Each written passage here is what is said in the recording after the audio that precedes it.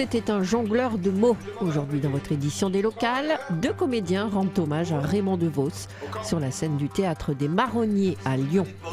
La savonnerie tarnaise Louise et moi vient de boucler avec succès sa première campagne de financement participatif. 20 000 € ont été collectés pour acheter une découpe de savon.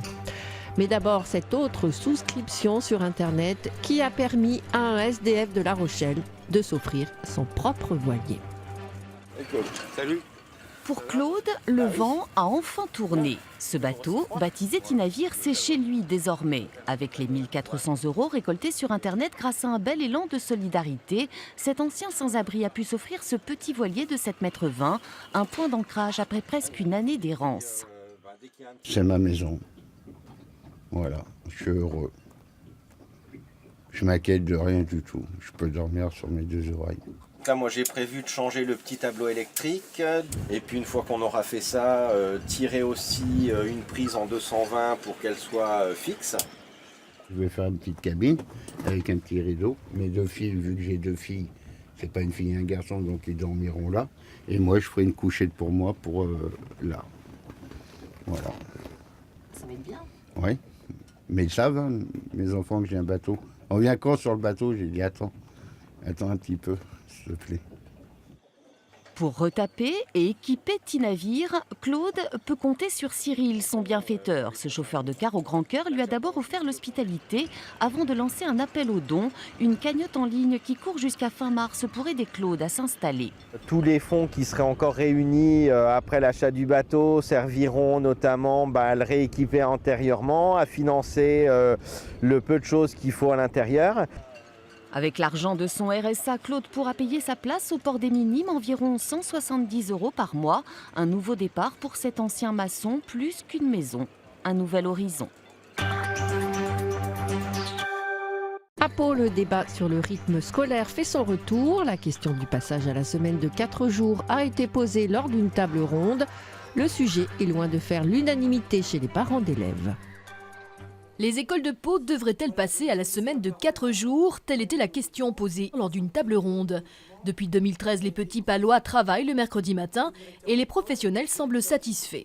Je trouve que les enfants, ils ont pu trouver un équilibre entre la journée de classe et après leur temps libre, qu'ils choisissent faire des activités, jouer librement.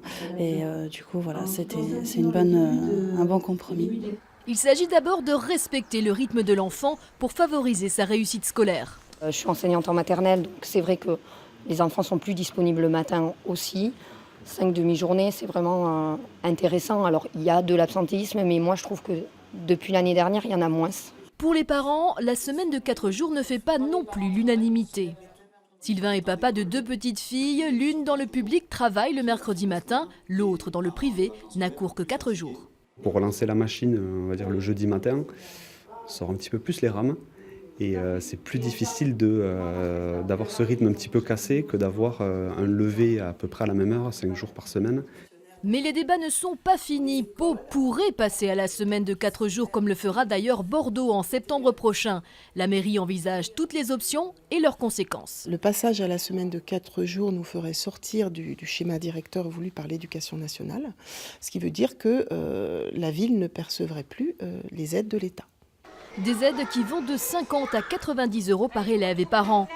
Le maire de Pau devrait annoncer sa décision début février.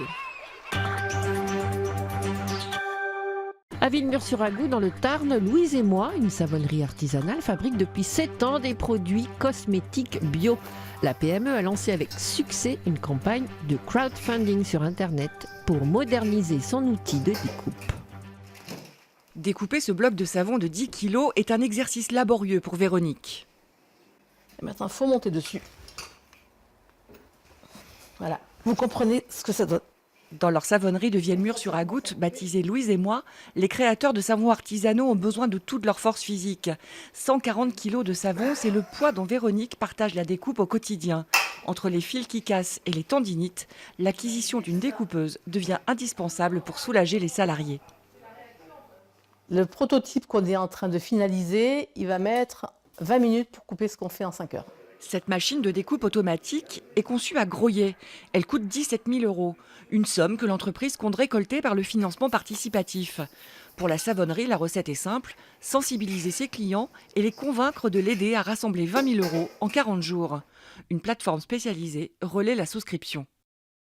J'ai une clientèle de gens qui nous apprécient vachement, où il y a un rapport de cœur et qui m'ont dit mais moi j'accepterai de vous aider. Donc si moi j'accepte, il y en a plein qui accepteraient, il faut faire appel à cette générosité. L'objectif a été atteint puisque 335 personnes ont souscrit spontanément. Cette générosité a touché les salariés de cette entreprise qui va pouvoir produire ses savons bio sans effort, ou presque. Enfin, 12 ans après la disparition de Raymond DeVos, 2 comédiens du TNP reprennent les textes et les mots du célèbre humoriste dans un spectacle au théâtre des Marronniers à Lyon. Au fond de la cour, nous l'avons rencontré. Je me suis dit, bon, je vais aller à Caen.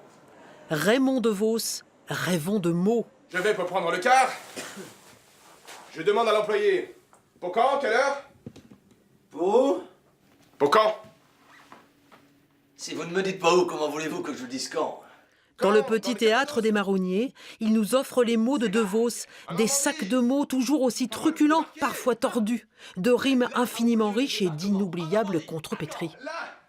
Ce qu'on avait envie de faire, c'est de faire réentendre ces textes-là qu'on n'entend plus. Et on sent tout de suite une culture très littéraire sur le mot, sur la langue française, qui fait du bien un petit peu aux oreilles d'aujourd'hui, qu'on n'a plus l'habitude d'entendre, je trouve. Ah, on en lit des choses. Sur la scène, 2 comédiens plus habitués au texte classique pour porter haut le poids et la jubilation du poète et amuseur. Qu'est-ce qui fait courir tous ces fous? Tout. Il y en a qui courent au plus pressé, d'autres qui courent après les honneurs, celui-ci court pour la gloire, celui-là court à sa perte. Raymond DeVos, c'est une respiration, un rythme presque inimitable. Pourquoi? Parce qu'il la rate. On veut pas faire d'imitation et en même temps, on se rend compte que si on respecte son texte, on est obligé d'être dans ses respirations.